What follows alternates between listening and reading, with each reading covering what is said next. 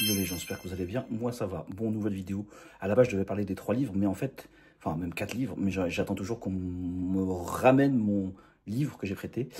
Juste pour faire la vidéo, après je le reprêterai à la personne parce qu'elle l'utilise pour, dans son cadre de ce processus perte de poids, reprise en main, bref. Donc là, je vais essayer de refaire la vidéo qui avait disparu 2 fois. Voilà, pour pas dire d'autres mots. Alors, pendant mon processus de descente de chiffrage de données sur ma balance, ça va être compliqué là, de parler comme ça. J'ai petit à petit réduit l'indicateur calorique sans faire en sorte que genre je me sens pas à l'aise. Genre en gros, il faut que je me sente en satiété. Donc je mangeais assez bien. Et j'avais quand même un écart entre ce que je dépensais à travers mon métabolisme basal et aussi mes activités physiques quotidiennes, hein, la marche, le sport au poids de corps ou la marche rapide que j'ajoutais.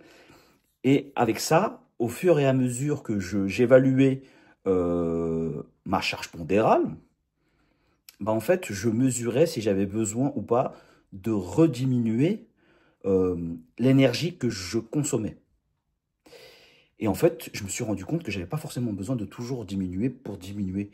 En fait, ça descendait. Donc pourquoi est-ce que j'avais le besoin de me dire fallait absolument que ça aille plus vite?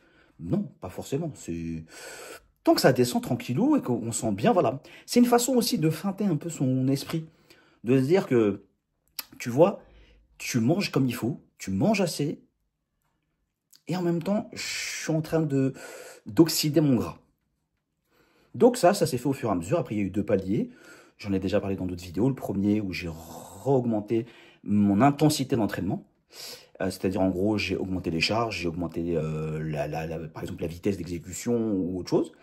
Et le deuxième palier, c'était celui des 100 kilos, où celui-ci il a duré 1 mois, où là, j'ai dû augmenter l'intensité et remonter un peu plus mes apports énergétiques. Voilà, ça a relancé mon corps et ça a relancé la machine. Voilà. Pour m'aider justement d'en savoir la quantification de ce que je devais m'apporter, j'ai utilisé un site espace-musculation.com et qui m'a permis de calculer bah voilà, mes besoins. Vous n'hésitez pas à y aller, c'est gratuit. Ça vous donne une approximation. À partir de là, vous pouvez regarder et évaluer sur une dizaine de jours pour voir si ça impacte bien, si ça avance bien.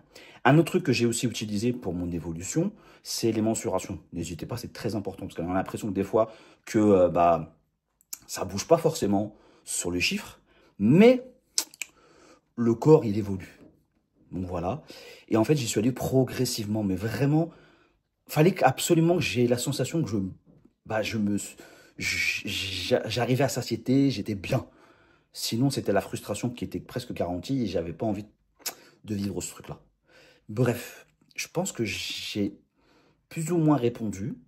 Je suis parti de 3002 et j'ai fini à 1006, 1007. Donc pour vous dire, hein, vous voyez, on est largement au-dessus de tout ce qu'on peut s'imaginer et tout ce qui est véhiculé. Voilà, si vous avez des questions, n'hésitez pas en commentaire, en espérant que la vidéo passe, que ça se passe, il n'y a pas de problématique. En tout cas, encore une fois, ici, on est là pour la santé, pour le bien-être, pour éviter que les gens voilà, commettent des erreurs. Puis voilà. En tout cas, n'hésitez pas à aller consulter des professionnels de santé, c'est très important aussi.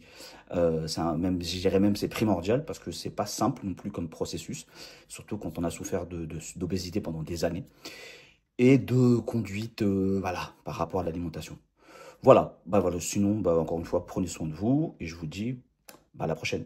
Bon, comme d'habitude, n'hésite pas à t'abonner à mes autres comptes. Allez, à plus dans le bus.